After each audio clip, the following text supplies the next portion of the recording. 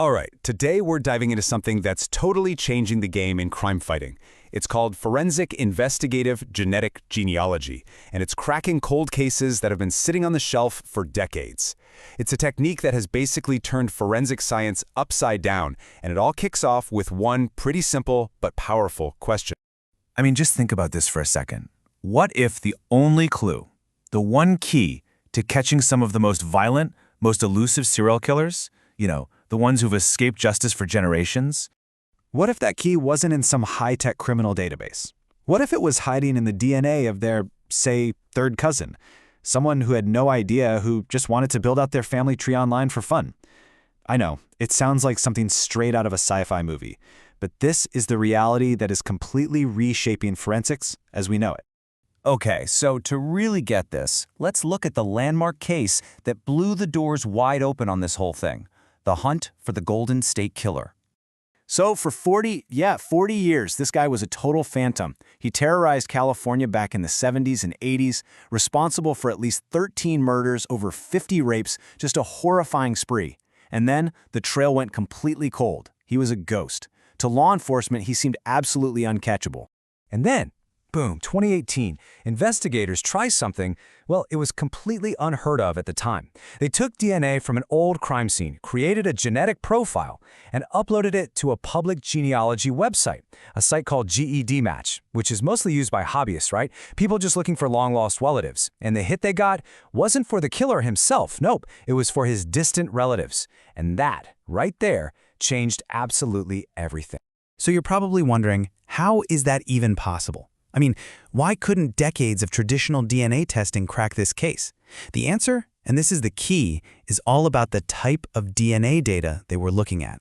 Okay, this is where it gets really cool. The old way, what law enforcement has used for years, relies on something called STRs.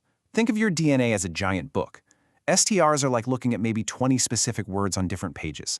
It's great if you need a direct one-to-one match, if the suspect is already in the system. But the genealogy sites, they use something called SNPs, and instead of 20 words, we're talking about hundreds of thousands of individual letters across the entire book. It's this insane amount of detail that lets them cast a much, much wider net, finding not just a parent or a sibling, but third cousins, fourth cousins, you name it. And that tiny piece of data is the SNP, a single nucleotide polymorphism if you want the full name. Really, all it is a tiny, tiny variation in our genetic code at a single spot.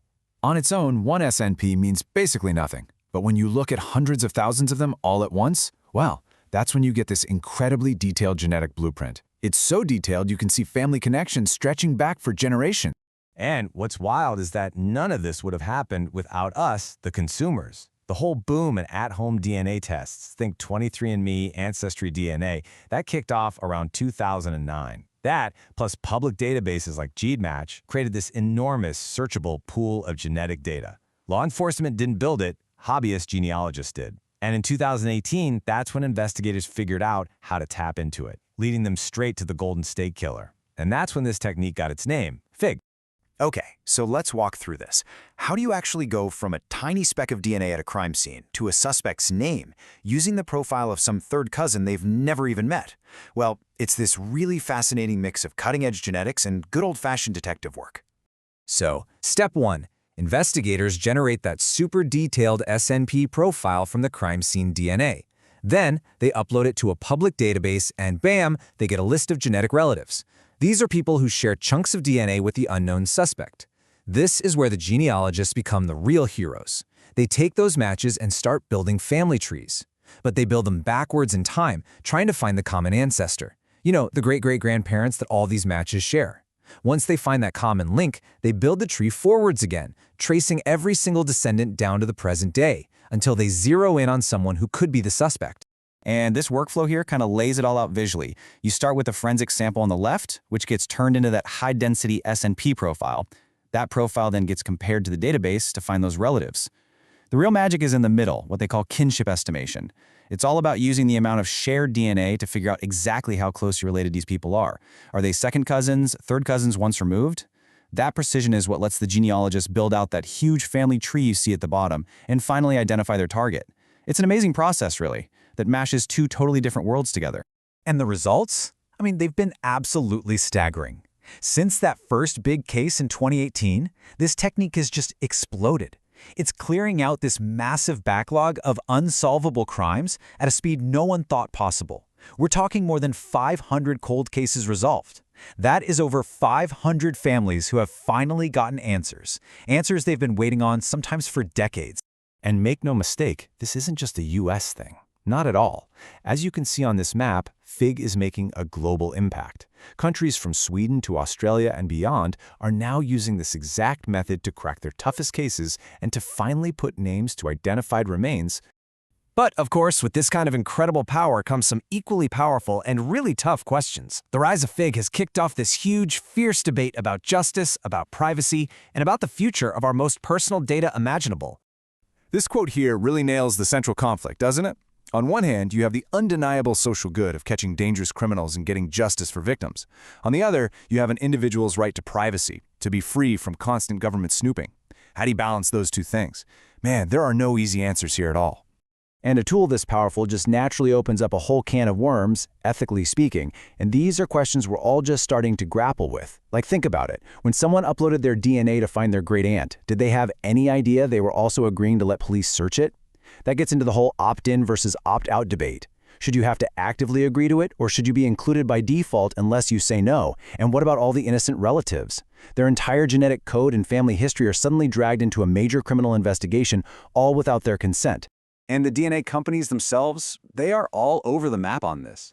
You've got the big ones like Ancestry DNA and 23andMe who say no way and actively fight law enforcement requests in court. Then you have GED Match, which now makes you explicitly opt in if you're okay with police using your data for violent crime searches. But then a company like Family Tree DNA went the other way. They made opt-in the default. That meant millions of their users were automatically included in the pool for police unless they went to their settings and manually opted out. It's a total patchwork of different rules and policies. So, where does all this leave us? Well, one thing's for sure. This technology isn't going away. Its power is just too undeniable.